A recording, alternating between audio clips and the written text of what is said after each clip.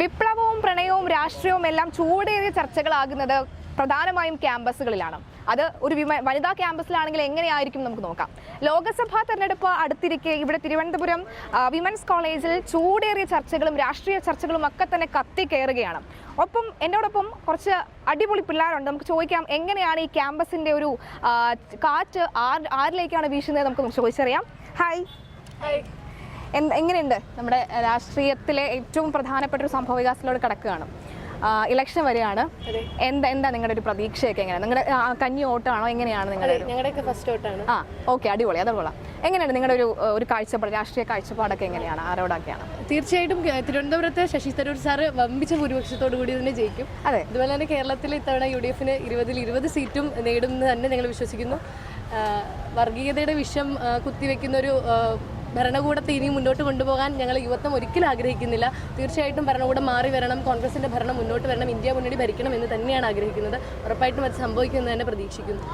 എങ്ങനെയാണ് ആദ്യത്തെ വോട്ടാണ്? ആർക്കായിരിക്കും? ഏത് മണ്ഡലമാണ്?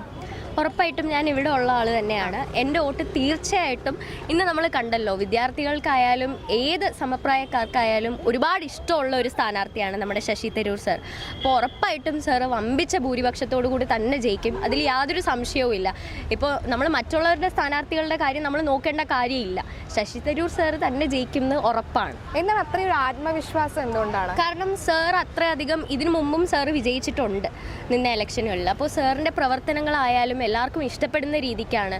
അപ്പോൾ ഇപ്പോൾ നമ്മൾ കണ്ടുവരുന്ന ഈ ഒരു വർഗീയത അതല്ലാണ്ട് തന്നെ സാറ് വളരെ നല്ല മികച്ച രീതിക്കാണ് സാറിൻ്റെ പ്രവർത്തന രീതി. അപ്പോൾ എല്ലാവർക്കും ഇഷ്ടപ്പെടും, എല്ലാവരും സാറിന് തന്നെ വോട്ട് കൊടുക്കും. അങ്ങനെ ഇപ്പോൾ പറയാനായിട്ട് എന്തെങ്കിലും ഒരു എടുത്തു പറയാനായിട്ട് എന്തെങ്കിലും ഉണ്ടായിട്ടുണ്ടോ? എൻ്റെ ഫസ്റ്റ് വോട്ടാണ്. അപ്പോൾ ഇതിനു മുമ്പ് ഒരുപാട് ചർച്ച ആലോചിക്കുമല്ലോ ആർക്ക് കൊടുക്കണം. പക്ഷേ ഉറപ്പായിട്ടും ഇതിനു മുമ്പ് എൻ്റെ വീട്ടുകാരെല്ലാവരും തന്നെ സാർ മത്സരിച്ച സമയങ്ങളിലെല്ലാം സാറിനാണ് വോട്ട് കൊടുത്തിട്ടുള്ളത്. അപ്പോൾ ഉറപ്പായിട്ടും അവർ പറയും ഇങ്ങനെ സാറ് ഇതിനു മുമ്പ് ജയിച്ചിട്ടുണ്ട്, അപ്പോൾ സാറിൻ്റെ പ്രവർത്തന രീതികൾ അവർക്ക് ഒരുപാട് ഫലങ്ങൾ ചെയ്തിട്ടുണ്ട്. അപ്പോൾ ഇതെല്ലാം നമ്മൾ കേട്ടിരിക്കുമ്പോൾ നമുക്ക് തോന്നും അപ്പോൾ സാറ് തന്നെ ആയിരിക്കും, സാറ് തന്നെ വിജയിക്കണം എന്ന് നമുക്ക് നമ്മുടെ മനസ്സിൽ തോന്നും. ഉറപ്പായിട്ടും അങ്ങനെ അങ്ങോട്ടേക്കാണ്. ഓക്കെ, ഈ കോളേജിലൊക്കെ എങ്ങനെയാണ് ചർച്ച പോകുന്നത് രാഷ്ട്രീയപരമായിട്ട്? ചർച്ച ഇനിയിപ്പോൾ ഇലക്ഷൻ അടുക്കുകയാണല്ലോ, അപ്പോൾ കൂട്ടുകാരുടെ ഇടയിലൊക്കെ എങ്ങനെയാണ് ചർച്ച പോകുന്നത്? കൂട്ടുകാരുടെ ഇടയിൽ ചർച്ച പോകുന്ന പറഞ്ഞാൽ ഇന്നും നമ്മൾ ഈ സാറ് വരുന്നതിന് മുമ്പ് കുറച്ച് കുട്ടികൾ കൂടിയിരുന്ന് സംസാരിച്ചു. കേരള ഭരണം തീർച്ചയായും വിദ്യാർത്ഥികൾക്കുൾപ്പെടെ മടുത്ത ഒരു ഭരണമാണ്. അതുകൊണ്ട് തന്നെ കേരളത്തിൽ മാത്രമല്ല ഇന്ത്യയിലൊട്ടാകെ കോൺഗ്രസിൻ്റെ ഒരു വലിയ ശക്തിയേറിയ കാറ്റ് വീശുമെന്ന് തന്നെയാണ് വിശ്വസിക്കുന്നത്. തീർച്ചയായും വരാൻ പോകുന്ന തിരഞ്ഞെടുപ്പിൽ കേരളത്തിൽ 20 സീറ്റിലും കോൺഗ്രസ് ജയിക്കുമെന്ന് മാത്രമല്ല രാഹുൽ ഗാന്ധി അധികാരത്തിൽ വരും എന്നുള്ളൊരു പ്രതീക്ഷ കൂടി ഇന്ന് നമ്മുടെ കേരളത്തിലെയും ഇന്ത്യയിലെയും ജനങ്ങൾക്കുണ്ടെന്നാണ്. രാഹുൽ ഗാന്ധിയുടെ ന്യായ് യാത്ര, ഭാരത് ജോഡോ യാത്രയ്ക്ക് എങ്ങനെയായിരിക്കും ഈ ഒരു ഇലക്ഷനിൽ ഉണ്ടാവുക? അല്ലെങ്കിൽ ഒരു ഇമ്പാക്റ്റ് തന്നെ ഉണ്ടാകാൻ? വളരെ വലിയൊരു ഇമ്പാക്റ്റ് തന്നെ ഉണ്ടാകും. കാരണം ജനങ്ങളിലേക്ക് ഇറങ്ങി ചെല്ലുന്ന ജനസമ്മതനായിട്ടുള്ള ഒരു നേതാവാണ് രാഹുൽ ഗാന്ധി. നമുക്കറിയാം ഇന്ന് ഇന്ത്യ കണ്ടുവരുന്നൊരു ഭരണകൂടം അല്ലെങ്കിൽ ഭരണരീതികൾ, അതിൽ നിന്നും വളരെ വലിയ മാറ്റം കൊണ്ടുവരാൻ ജനങ്ങളിലേക്ക്, സാധാരണക്കാരിലേക്ക് ഇറങ്ങി ചെല്ലാൻ ഒരു ബുദ്ധിമുട്ടും ഇല്ലാത്ത ജനസമ്മതനായിട്ടുള്ള ഒരു പ്രതിനിധിയാണ് രാഹുൽ ഗാന്ധി. ഒപ്പം നമ്മുടെ യുവത്വത്തിൻ്റെ ഒരു പ്രതിനിധി കൂടിയാണ്. നമ്മളെല്ലാവരും ഉറ്റുനോക്കുന്ന, അഭിമാനത്തോടു കൂടി ഉറ്റുനോക്കുന്ന ഒരു കാൻഡിഡേറ്റാണ്. തീർച്ചയായിട്ടും സാറിൻ്റെ ഭരണം വരും. ഇന്ത്യയിലൊരു കോൺഗ്രസിൻ്റെ കാറ്റ് തന്നെ, പുള്ളിക്കാരത്തി പറഞ്ഞ പോലെ കോൺഗ്രസിൻ്റെ ഒരു കാറ്റ് തീർച്ചയായിട്ടും ഇന്ത്യയിൽ വീശും. കേരളത്തിൽ 20 സീറ്റും UDF പിടിച്ചെടുക്കും എന്ന് തന്നെയാണ് പറയാനുള്ളത്. നിങ്ങൾക്ക് ഈ വിദ്യാർത്ഥികൾക്കിടയിൽ തന്നെ രാഷ്ട്രീയം വരുമ്പോൾ KSU ഉണ്ടാവാം, SFI ഉണ്ടാവും, അങ്ങനെ പലതരത്തിലുണ്ടാവാം. ഇപ്പോൾ ഏറ്റവും കൂടുതൽ രാഷ്ട്രീയപരമായി നമ്മൾ ചർച്ച ചെയ്തത് ഈ സിദ്ധാർത്ഥിൻ്റെ കൊലപാതകമാണല്ലോ. എന്താ നിങ്ങൾക്ക് അതിനുള്ള ഒരു അഭിപ്രായം എന്താണ്?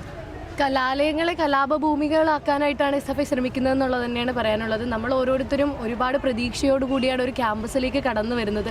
നമ്മുടെ ഭാവി മുഴുവനായും നമ്മളെ പ്രതീക്ഷകൾ ഉറ്റുനോക്കുന്നത് നമ്മുടെ ക്യാമ്പസിലാണ്.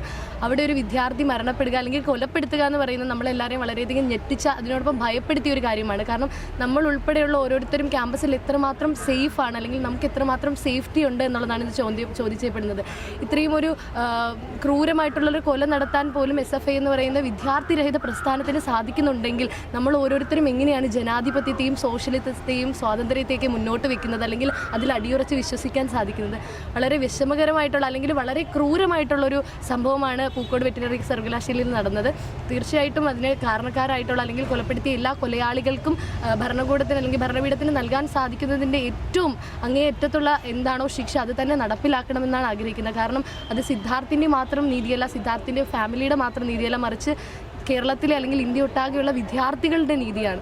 ഓക്കെ, ശരി, താങ്ക് യു. എന്തായാലും കന്നി വോട്ടർമാർക്കായിക്കോട്ടെ, നമ്മുടെ ഓരോ ജനത്തിനായിക്കോട്ടെ വ്യക്തമായ കാഴ്ചപ്പാട് ഈ ഒരു ലോക്സഭാ തെരഞ്ഞെടുപ്പുമായി ഉണ്ട് എന്ന കാര്യത്തിൽ യാതൊരുവിധ സംശയവുമില്ല. എന്തായാലും മലയാളി വാർത്ത ഇതോടൊപ്പം തന്നെ ഇന്ന് ആരംഭിക്കുകയാണ്. എല്ലാ ജനവിഭാഗങ്ങൾക്കിടയിലേക്കും ഇറങ്ങിച്ചെന്ന് അവരുടെ പൾസ് അറിയാൻ നമുക്ക് മലയാളി വാർത്തയോടൊപ്പം.